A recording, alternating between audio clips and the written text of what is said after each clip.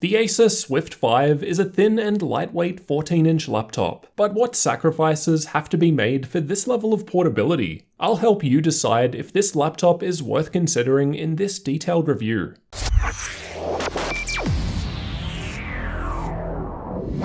For the specs, mine has an Intel 10th Gen Ice Lake i7-1065G7 quad-core processor, which has Intel Iris Plus graphics. There's no discrete GPU here. There's 16GB of LPDDR4X memory and dual channel, a 512GB NVMe M.2 SSD, and a 14-inch 1080p IPS touchscreen. There's Wi-Fi 6 and Bluetooth 5 for network connectivity. However, it's far too thin for an Ethernet port. The Swift 5 has a matte blue finish on top with gold Acer logo in the center. The interior has the same blue finish, and the keys have a similar gold. Overall, the laptop felt pretty sturdy due to the metal build, and all corners and edges were rounded and smooth. The weight is impressive. It comes in under a kilogram, or less than 2.1 pounds. With a small 65-watt power brick and cables for charging, this rises to 1.2 kilos, so quite lightweight for travel. It's on the smaller side for a 14-inch machine and is also quite thin. This makes it a portable package, and means that the screen bezels are just 6mm on the sides. Despite the smaller bezels, the 720p camera is found above the display. No Windows Hello support though.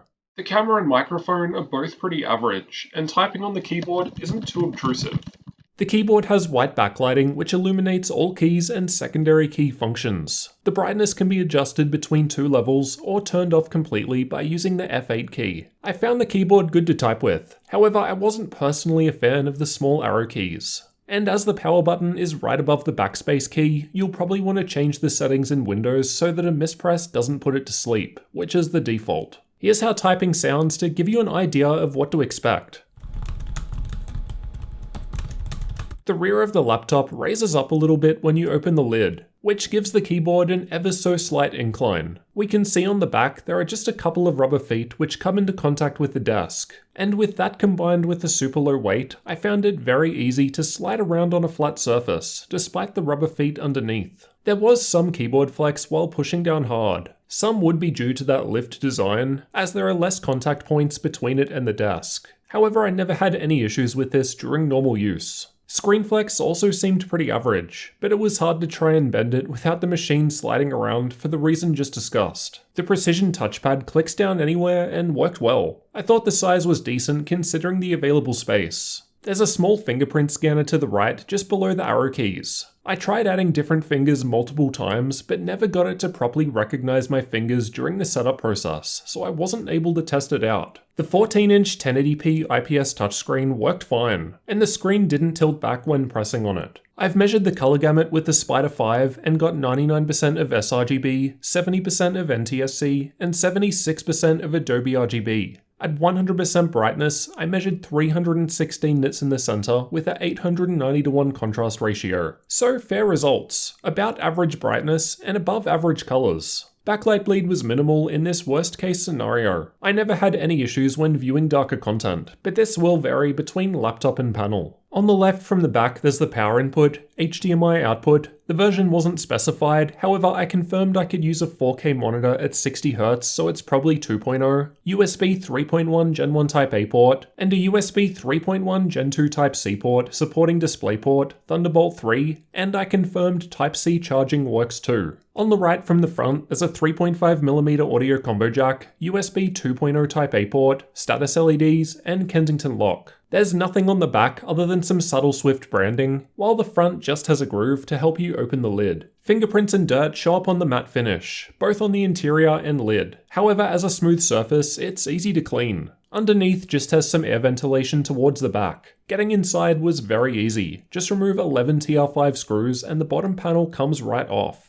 Inside, we've got the battery down the front, single M.2 storage drive to the right of that, Wi-Fi card right in the middle, and single fan and heat pipe for cooling. We'll check thermals shortly. It's worth noting the memory is soldered to the motherboard and cannot be upgraded, so you need to buy it with what you need. The speakers are found towards the front left and right corners. I thought they sounded pretty decent considering the size of the laptop. Not amazing, but definitely above average for a laptop. They got loud enough at maximum volume, and the latency mon results looked good. The Swift 5 is powered by a 4-cell 56 Wh battery. Despite not being that large, it lasted for almost 7.5 hours when just watching YouTube with the screen on 50% brightness and keyboard lighting off. A great result when compared to the others I've tested. I didn't bother testing the usual game I use for battery life though due to the Iris graphics. Thermal testing was completed with an ambient room temperature of 21 degrees Celsius. Unfortunately, hardware info didn't report details regarding the Iris graphics, so I've just got CPU temperatures while running my usual Acer CPU stress test and Heaven GPU benchmark, and this represents a worst case heavy load. The CPU temperature at idle was good, and even under this heavy load it was still fine, no thermal throttling. The clock speeds look low, however the i7-1065G7 operates at a 1.3 GHz base clock with a 15 watt TDP. The 3.9 GHz speed listed on the spec sheet is only for brief single-core turbo boosts. I don't have undervolting results, as even a small -0.05 volt undervolt was unstable. Here's what the CPU performance was looking like in Cinebench. All of these are quad-core CPUs, however the top two have much higher power limits and are larger machines, so better performance is expected. This is only the second time I've had a laptop with this CPU. However, it was performing better than the Razer Blade Stealth 13 with same processor. Granted, that one does also have the higher powered NVIDIA GTX 1650 Max-Q graphics.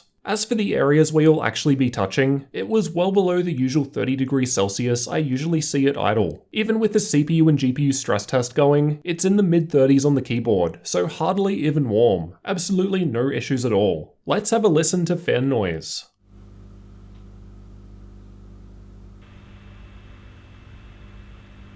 It was completely silent at idle, and then with the stress tests running, it was still extremely quiet. I've had gaming laptops that idle louder than this for comparison. All things considered, there were no issues with the thermal performance at all. CPU temperatures didn't get hot as the CPU is capped to a 15 watt limit under heavy load, and this is being reached. This results in a system that's cool to the touch even when you're hitting it hard, with that single fan hardly making much noise at all. Although definitely not a gaming laptop, the Intel Iris graphics should still be capable of some lightweight gaming, so let's see how well it holds up. I've tested these games at 900p with the lowest settings available. Dota 2 was easily playable without issue. Overwatch felt a bit stuttery, and the CSGO results were lower. So those two would probably benefit more from a lower 720p resolution. You can still play less demanding esports titles at lower settings on the Intel graphics. Just be prepared to drop the resolution. I've used Adobe Premiere to export one of my laptop review videos at 4K. This is the first laptop I've had that only has the Intel Iris graphics, so I don't really have much else in a similar league to fairly compare it to.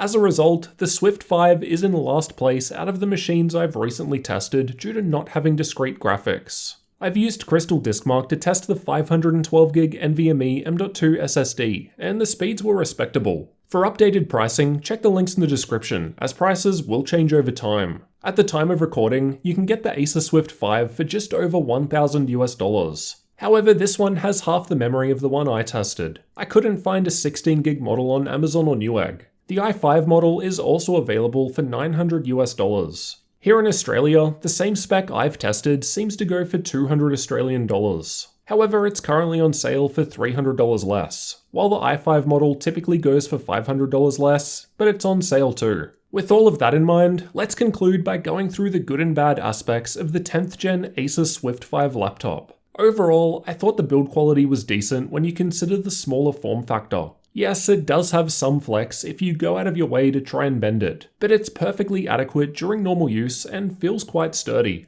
Even for a 14-inch laptop, the Swift 5 is on the smaller side, and at less than 1 kilogram, the weight is impressive if portability is your priority. As you'd expect though, this does mean there's less performance on offer compared to other larger options at this price point. This does however mean that it doesn't get hot. It ran cool and quiet even under worst case stress test. That said, I thought the CPU performance was fair, but tasks that would benefit from discrete graphics such as video exporting were slower, but that's just part of the trade-off with a slim machine. The Iris graphics are an improvement over what Intel had before. However, at this time, they're still below what we'd see from a dedicated NVIDIA solution. I suspect that wasn't possible here due to the smaller footprint of the Swift 5. And other laptops around the same weight only make use of the Intel graphics too. Another downside of smaller laptops like this is the lack of upgradability. You can only change the Wi-Fi card or single storage slot. Memory is soldered to the motherboard, so you'll need to buy with that in mind as you can't upgrade later.